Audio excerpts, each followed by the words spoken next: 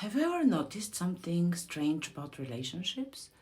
Sometimes you leave a relationship, meet someone completely different person, a different story, but somehow the dynamic feels familiar. The face is different, the personality, the background, the habits, all different. And yet, after enough time passes, you find yourself standing in a strangely familiar place again. The same reactions, the same frustrations, the same feeling that you somehow landed in the same relationship wearing different clothes. Maybe you are the one reaching or waiting again. Maybe again you are retreating or pulling away, or maybe you are the one explaining or adjusting. And eventually you catch yourself thinking, how did I end up here again? Because on paper, this relationship looks nothing like the last one. Most people assume that they keep choosing the same type of partner. And sometimes that's true. But it's not the whole story. Because people can date completely different partners and still find themselves living through remarkably similar relationship experiences. What if the thing that keeps repeating isn't the partner type? What if what repeats is the role? Not a role you're consciously choosing, not a game or a play, not a manipulation. I'm talking about the position your nervous system naturally moves toward once closeness starts to matter. Let me show you what I mean. Imagine you've had a long day, you're tired, you finally get home, and your partner leans toward you. What happens inside you? Not what you do, what happens inside. Do you immediately soften into the connection? Or is there a brief pause, a moment where you check in with yourself before you respond? That pause, or the absence of it, has very little to do with how much you love your partner. It's not about attraction, it's not about desire, it's not even about libido. It's about how your nervous system approaches closeness. For some people, closeness creates safety. The hug helps, the touch helps, the connection itself, the closeness helps regulate stress.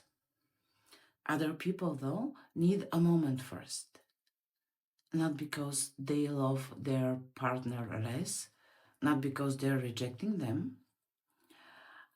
They simply need to reconnect with themselves before reconnecting with someone else. Same situation, different internal experience. And once you start noticing it, you begin seeing this pattern everywhere.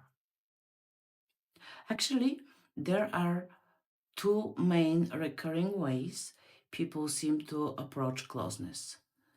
And because the difference is easier to see than explain, let's borrow two familiar animals, a cat and a dog. Not because one is better, just because the metaphor makes the difference easier to recognize. So think about a dog greeting its owner. The dog runs towards them, tail wagging, body is open for contact, connection first. For the dog, closeness itself creates reassurance. Touch often becomes the language of love for them. Now think about the cat. The cat notices immediately. It knows exactly who walked through the door, but it doesn't necessarily rush over. It registers the arrival, usually continues whatever it was doing, and eventually approaches on its own terms later.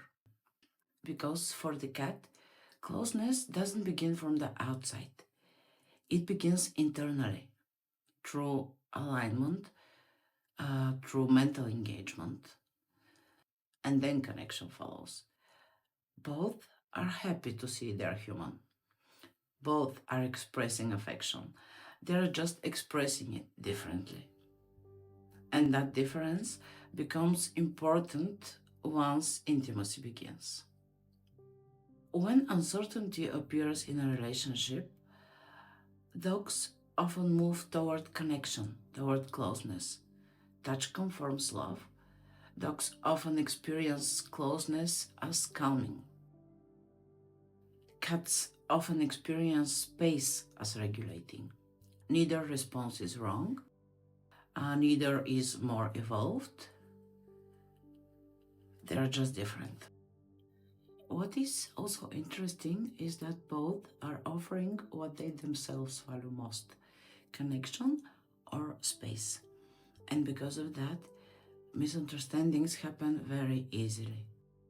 When a dog feels distance, they often move closer. Then the cat experiences pressure, and when a cat needs space, they pull back, and the dog interprets it as rejection. Same interaction, two completely different interpretations, different strategies, but the need is the same: security. And this is where many relationship problems begin. Not because either person is broken, and not because they don't care, but because each person assumes the other experiences closeness the same way they do. We simply keep repeating the role that feels natural again and again across different relationships. That's why so many people eventually find themselves saying, I keep attracting the same type.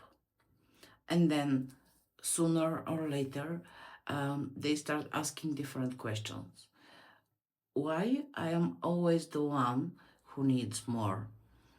Or the other version, why do I always end up pulling away?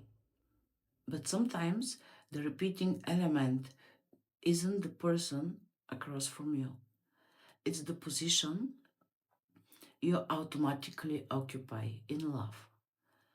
This role isn't your flaw, it's not a character defect, it's instinct, it's your wiring. It's also your nervous system strategy to keep you safe. And once you recognize the role you tend to step into, you learn not only how to read yourself from that position, but also how to interpret your partner's reactions differently. Then you stop assuming they mean what you would mean in their place. Distance becomes less automatically equal to rejection. Closeness becomes less automatically equal to pressure. What once felt deeply personal starts becoming understandable. Once you can see how love moves through your partner's nervous system, you stop expecting love to speak your language. And you begin seeing it exactly where it is. So when two people can translate instead of react, love stops feeling like a test. And sometimes that is all love is waiting for. So now I'm curious, when love feels uncertain, do you move toward closeness or toward space? Not to change, but to recognize yourself. If you're curious where you lean, there is a short quiz below, not to put yourself in a box, but it may help you notice a pattern. Thank you for being with me. I hope to see you next time.